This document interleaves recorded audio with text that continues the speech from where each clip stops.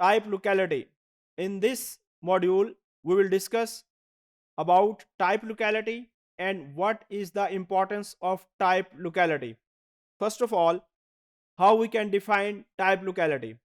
Type locality is basically a place from where we collect the type specimen. Type locality ऐसी जगह है जहां से हम टाइप स्पेसिमेन को कलेक्ट करते हैं. अब टाइप स्पेसिमेन क्या है? टाइप स्पेसिमेन एक रिप्रेजेंटेटिव स्पेसिमेन होता है जिसको हम म्यूजियम के अंदर प्रिजर्व करते हैं.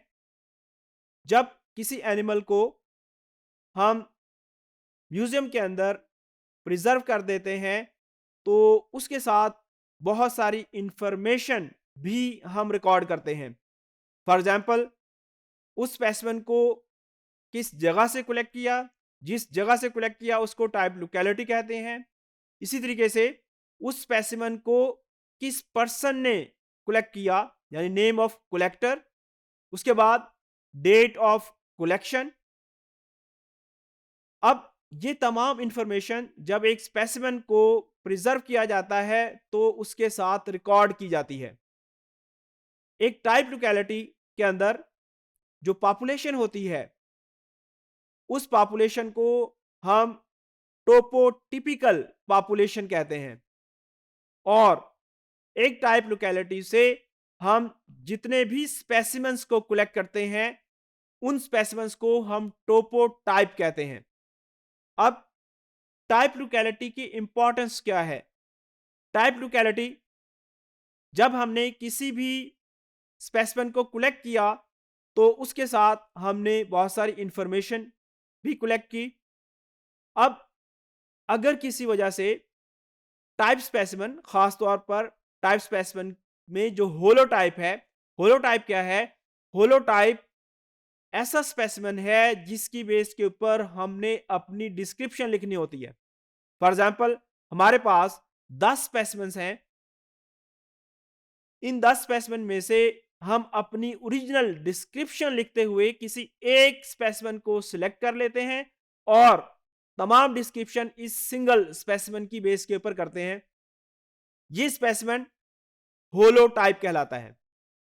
अगर किसी वजह से होलोटाइप डैमेज हो जाता है या होलोटाइप मिसप्लेस हो जाता है या होलोटाइप चोरी हो जाता है तो ये जरूरी होता है कि उसकी जगह किसी नए स्पेसिमेन को जो उसी स्पीशीज से बिलोंग करता हो, उसी लोकेलिटी से बिलोंग करता हो, उसको वहां पे रखा जाए. अब अगर हमारे पास टाइप लोकेलिटी मौजूद है तो इस टाइप लोकेलिटी की इंफॉर्मेशन की बेस के ऊपर हम उस इलाके के अंदर जा सकते हैं और उस इलाके से स्पेसिमेन को कलेक्ट कर सकते हैं और उसको म्यूजियम के अंदर महफूज कर सकते हैं.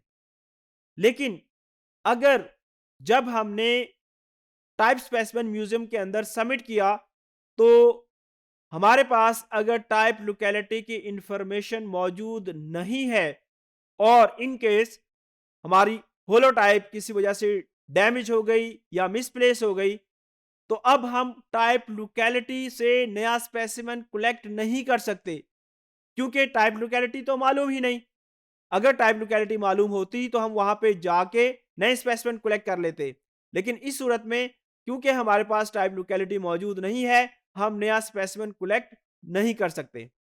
इसी तरीके से अगर हमारे पास टाइप लोकेलिटी के मुतालिक इंफॉर्मेशन मौजूद है, बाद में हम कोई स्टडी कंडक्ट करना चाहते हैं, हम ये मालूम करना चाहते हैं कि ये जो स्पेसिमेन जो म्यूजियम के अंदर मौजूद है ये जिस लोकेलिटी से कलेक्ट किया गया है उस लोकेलिटी के अंदर इन्वायरमेंटल कंडीशंस कैसी हैं. फॉर एग्जांपल, वहां का टेम्परेचर कैसा है, वहां ह्यूमिडिटी कैसी है, या जिन सॉइल कंडीशन से उस स्पेसिमेन को कलेक्ट किया वो सॉइल कंडीशंस कैसी हैं. ये तमाम चीजें हम उसी सूरत में रिकॉर्ड कर सकते हैं जब हमारे पास टाइप लोकेलिटी की इंफॉर्मेशन मौजूद हो.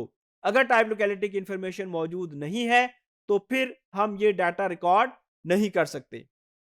आर्टिकल 72H, इसके अंदर एडवाइस मौजूद है कि हम टाइप लोकेलिटी को किस तरीके से डेजिग्नेट कर सकते हैं या रिस्ट्रिक्ट कर सकते हैं। आमतौर पर रूटीन के अंदर डेजिग्नेशन या रिस्ट्रिक्शंस नहीं की जाती।